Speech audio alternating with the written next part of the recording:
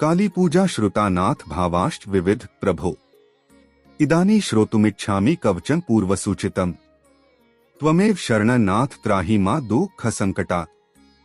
त्वमेव स्त्रष्टा पाता च संहर्ता च त्वमेव ही। टीका। भैरवी ने कहा है नाथ, हे प्राणवल्लभे प्रभो, मैंने काली पूजा और उसके विविध भाव सुने, अब पूर्व सूचित कवच सुनने की इच्छा हुई है, उसको वर्णन करके दुख संकट से मेरी रक्षा कीजिए। आप ही रचना कर रक्षा करते और सहार करते हो हे नाथ, आप ही मेरे आश्रय हो। भैरव उवाच। रहस्यं शृणु वक्ष्यामि भैरवी प्राणवल्लभे। श्रीसगन्मंगलं नाम कवचं मंत्र विग्रहें। पठित्वा धारयित्वा च त्रैलोक्यं मोह्येत क्षणात्। टीका। भैरव ने कहा, हे प्राणवल्लभे, श्री जगन्मंगल नामक कवच को कहता हूँ, सुनो। इसके पाठ अथवा धारण करने से प्राणी तीनों लोकों को मोहित कर सकता है। नारायणोपि यद्रित्वा नारी भूत्वा महेश्वरम। योगेशं क्षोभमन्यद इद्रित्वा च रघुद्वः। वर्दृप्तान जघानैव रावणादिनिशाचरान्। टीका। नारायण ने इस कवच को धारण करके नारी रूप से योगेश्वर शिव को मोहित किया था। श्री रामचंद्र ने इसको धारण करके वर दृप्त रावणादि राक्षसों का संहार किया था। यस्य प्रसादादिशोह त्रैलोक्य विजय प्रभु। धनाधिपः कुबेरोपि सुरेशो भूक्षिप्तियः।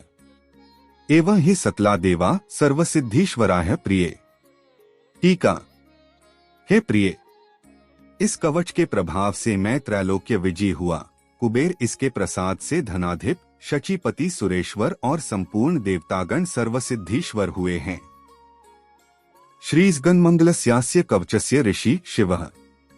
छंदोनुषुप देवता च कालिका दक्षिणेरिता। जगता मोहने दुष्टानिग्रहे भुक्ति मुक्तिषु। योषिदाकर्षणे चैव विनियोगः प्रकीर्तितः।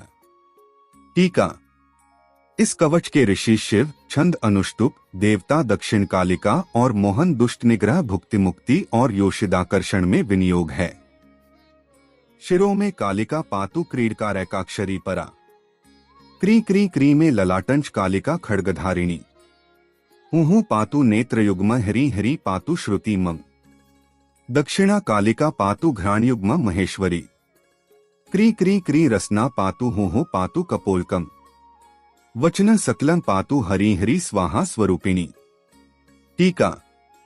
कालिका और क्रींकारी मेरे मस्तक की, क्री क्री क्री और खड्गधारिणी कालिका ललाट की, हुहु दोनों नेत्रों की, क्री हरि कर्ण की, दक्षिणा कालिका दोनों घ्राण की, क्री क्री रसना की, हुहु कपोल देश की और ही स्वाहा स्वरूपिणी संपूर्ण वदन की रक्षा करें। द्वाविंशत्यक्षरी स्कंधो महाविद्या सुखप्रदा। खड्गमुंडधरा काली सर्वांगम भितोवतु। क्रीहुहि त्र्यक्षरी पातु चामुंडा हृदयमम। ऐहुओस्तनद्वंद्वहरि फट स्वाहा ककुत्स्थलम। अष्टाक्षरी महाविद्या भुजौ पातु सकर्तका। क्रीं क्रीं हुहु ह्रीं करौ पातु षडक्षरी मम। टीका। 22 अक्षर की विद्यारूप सुखदायिनी महाविद्या दोनों स्कंधों की, खंगमुंडधरा काली सर्वांग की, क्री हुहरी चामुंडा हृदय की, क्री फट स्वाहा कंधों की, अष्टाक्षरी महाविद्या दोनों भुजाओं की और क्री इत्यादि षडक्षरी विद्या दोनों हाथों की रक्षा करें। क्री नाभि मध्य देशंच दक्षिणा कालिकावतु।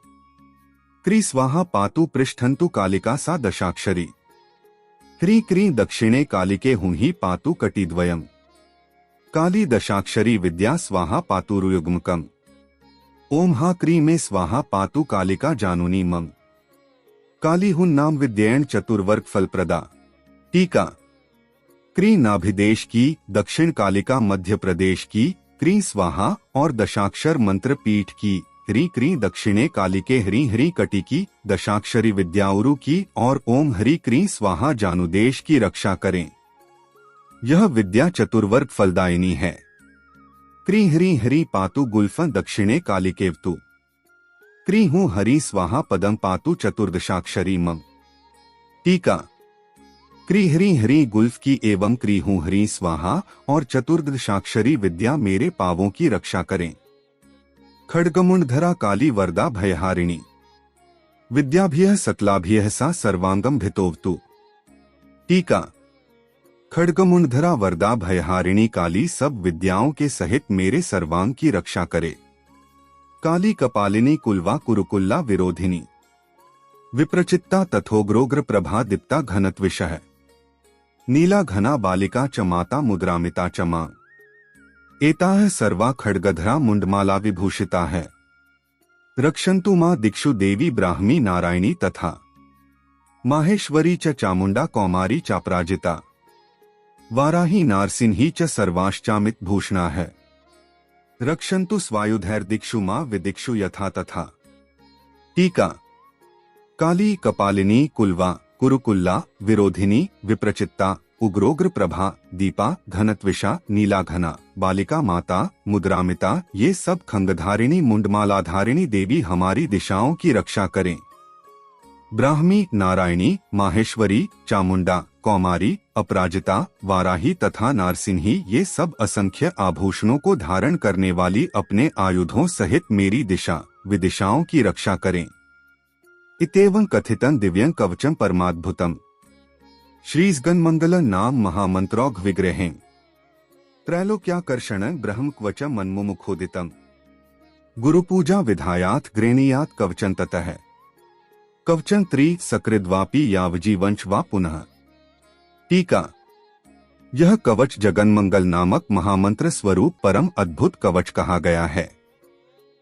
इसके द्वारा त्रिभुवन आकर्षित होता है। गुरु की पूजा करने के उपरांत कवच को ग्रहण करना चाहिए। इसका यावर जीवन दिन में 1 या 3 बार पाठ करना चाहिए। एतच्छतार्धमावृत्य त्रैलोक्य विजयी भवेत्। त्रैलोक्यं क्षोभ्यत्येव कवचस्य प्रसादतः। महाक्विर्भवेन्मा सात् सर्वं सिद्धीश्वरो भवेत्। टीका। इस कवच की 50 आवृत्ति करने से पुरुष त्रैलोक्य विजयी हो सकता है। इस कवच के प्रताप से त्रिभुवन क्षोभित होता है। इस कवच के पाठ करने से 1 मास में सभी सिद्धियों का स्वामी हो सकता है। पुष्पांजलिन कालिकाय मूलेनैव पठेत सकृत शतवर्षसहस्राणा पूजायाः फलमाप्नुयात्। टीका।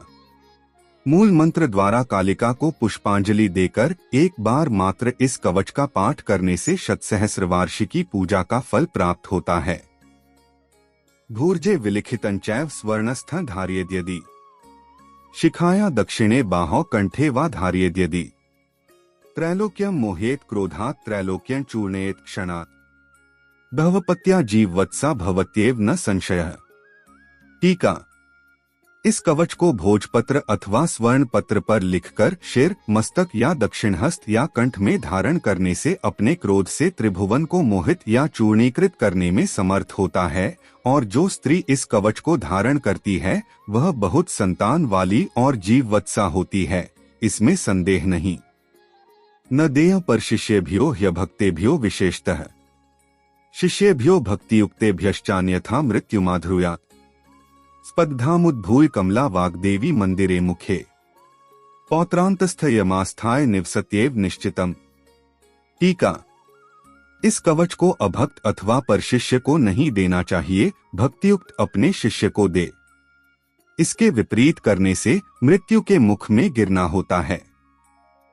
इस कवच के प्रभाव से कमला लक्ष्मी निश्चल होकर साधक के घर में और वाग्देवी मुख में निवास करती है। इदं कवचमज्ञात्वा यो जपेत कालिक्षिणा शतलक्षं प्रजप्यापि तस्य विद्या न सिद्ध्यति। सशस्त्रघातमाप्नोति सोचिरान मृत्युमाप्नुयात्। टीका।